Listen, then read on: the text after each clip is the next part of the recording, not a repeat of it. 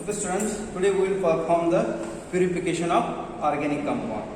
So in your practical, you will get some organic compound. By naked eyes, we cannot tell that compound is pure or impure. So we have to purify this organic compound by various methods based on its physical state. If it is solid, then we have to use the recrystallization method, and if it is liquid, you have to use the distillation method. Okay, and in your practical, today we are going to give you the solid compound. This is the solid given to you for purification. Now transfer this given compound in clean beaker. Okay, then only you will get the pure compound. Otherwise, your compound will get contaminated with the impurities present in the beaker. Then after the transfer of this compound, you have to add some solvent to this compound. Okay, now which solvents are used? That based on the compound. Okay, means depend on the compound nature. Okay, so generally the volatile solvents are used.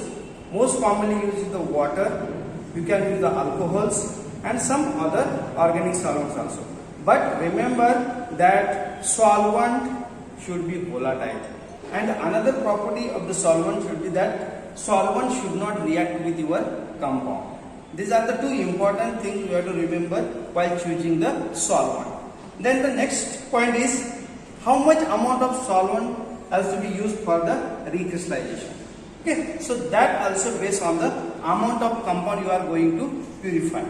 Okay, so you have to use the minimum amount of solvent because your compound should be insoluble at room temperature, but it should get dissolved after the heating. Okay, if you use the excess amount of water, in that case you may not get the complete amount of the compound, so you may lose the compound. So for that thing we have to use the minimum amount of solvent. So this is approx the 1 gram of solvent. So for this I am using this much amount of solvent, and this is the water.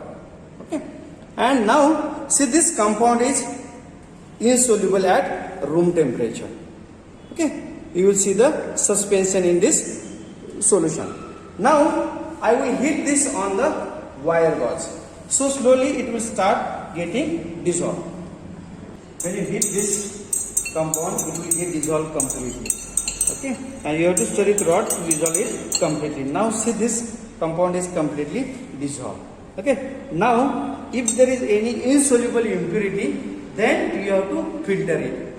If there is no any insoluble impurity, then just you have to cool it. Then later you will see the slowly recrystallization of your compound. See now in this solution there is no any insoluble impurity, so we will not filter it. But if you want to filter it, so take this funnel.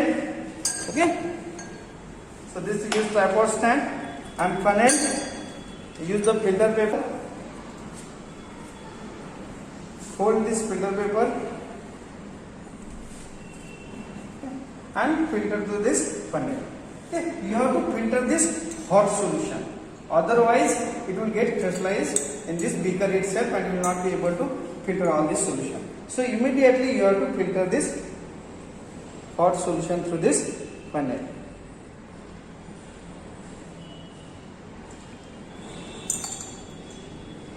And your hot solution will come in this beaker. Okay. Let it cool in naturally. See, after the cooling, you will see the recrystallization of your compound. See this recrystallized compound, and that soluble impurity will remain in the solvent. Okay. When you see the formation of crystals in your beaker, then you have to filter it because we have to remove this excess amount of solvent. So transfer this into the funnel.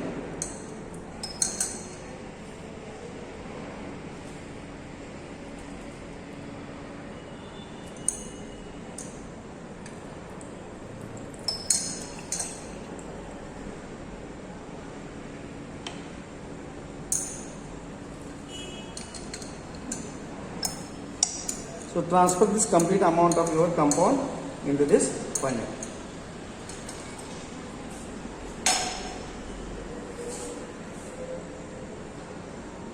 See, you will see the nice shiny crystals of your purified compound. Now we have to dry this compound because the compound is containing the some amount of water. So we have to remove this excess amount of solvent, that is the water, by the use of filter papers. After filtration, we have to remove the excess amount of water by pressing like this. See, this top filter paper became wet, means it contains some amount of water. So remove this water by pressing with the filter paper.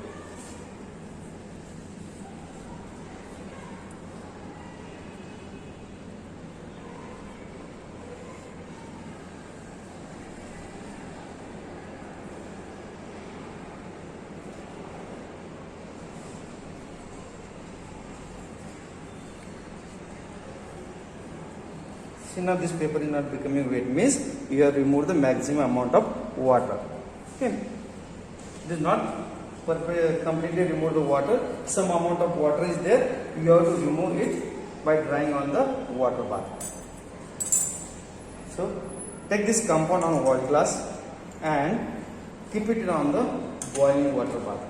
So that water vapors which are coming from this water bath will hit this watch glass and that will remove the water from your compound and you will get the completely dried compound.